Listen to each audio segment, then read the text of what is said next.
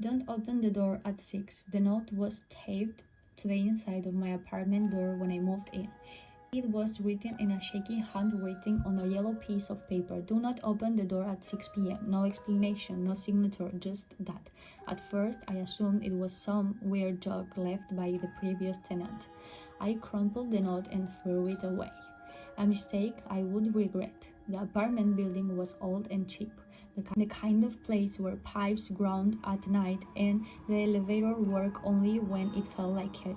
Still, the rent was affordable. I moved in on a Monday. Everything seemed normal until Tuesday evening. At exactly 6 p.m., someone knocked. 3 slow knocks. I glanced at the clock. 6 p.m. For some reason, I immediately remembered the note. A chill passed through me. The knocking came again. I walked toward the door and looked through the peephole. Nobody was there.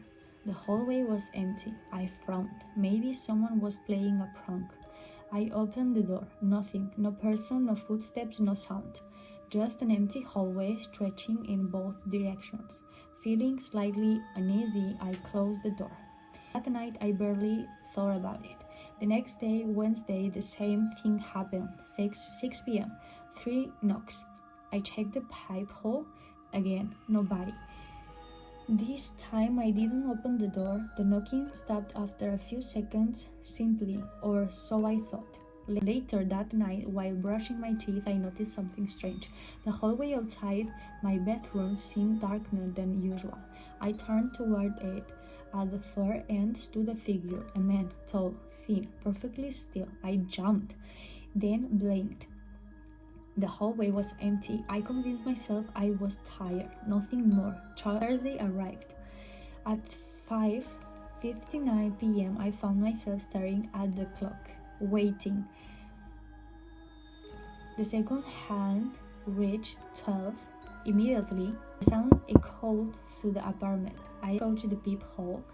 That hallway was empty, but this time something felt different. The hallway lights flickered just once, and for a split second I thought I saw someone standing directly in front of my door, close enough to touch it. When the light stabilized, the figure was gone. I didn't open the door. The knocking stopped. At midnight, I found a piece of paper slipping beneath my door. My stomach tightened. The paper contained only 4 words. You almost saw me. I called building management the next morning. The manager sounded confused. No one should be pounding notes under your door. I told him about the knocking. There was silence. Then he asked, did anyone explain apartment 614 to you? No. Another pause. You should move. The line went dead. I called back. No answer. That evening I locked every door and the window.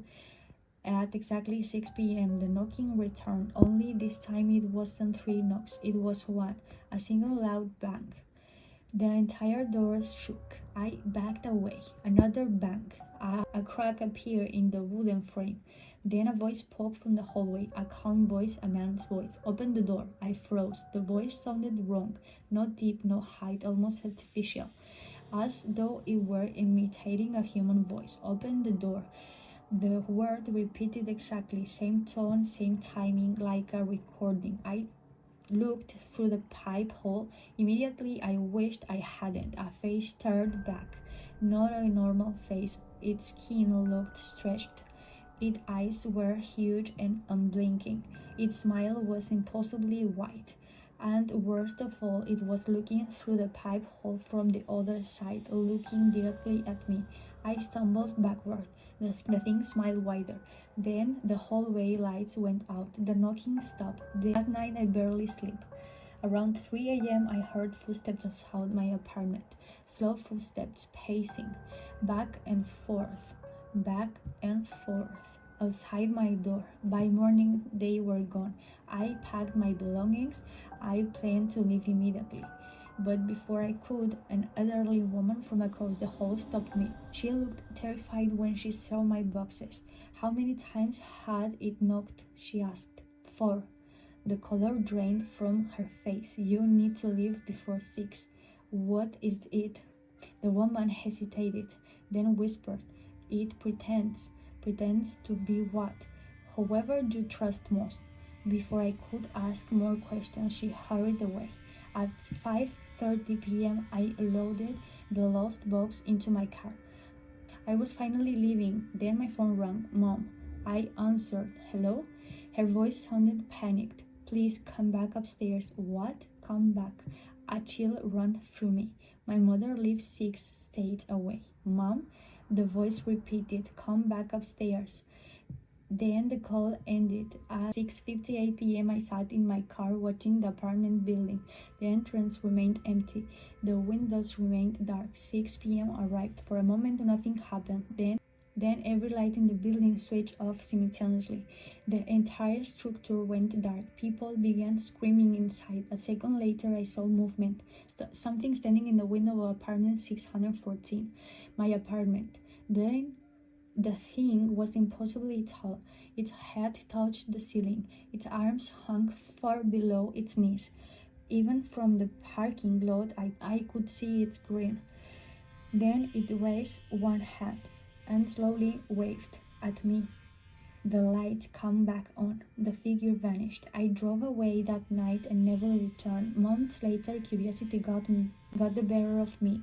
I searched for information about the building. What I found made my blood run cold. Apartment 614 had a history. Every few years a tenant disappeared. No signs of struggle, not evidence, just gone. The only connection between the cases was something mentioned repeatedly in witness statements. Knocking sound, always at 6 p.m. Always, and every victim had reportedly opened the door. I thought that was the end of it until last week. I moved into a new apartment in different city, different building, different state, different life. Yesterday, while unpacking boxes, I found a yellow note tapped to the inside of my front door. The handwriting looked familiar, shaky, uneven. For simply words, don't open the door. Beneath it was a second line I had never seen before, a line that made my heart stop. It finally found you.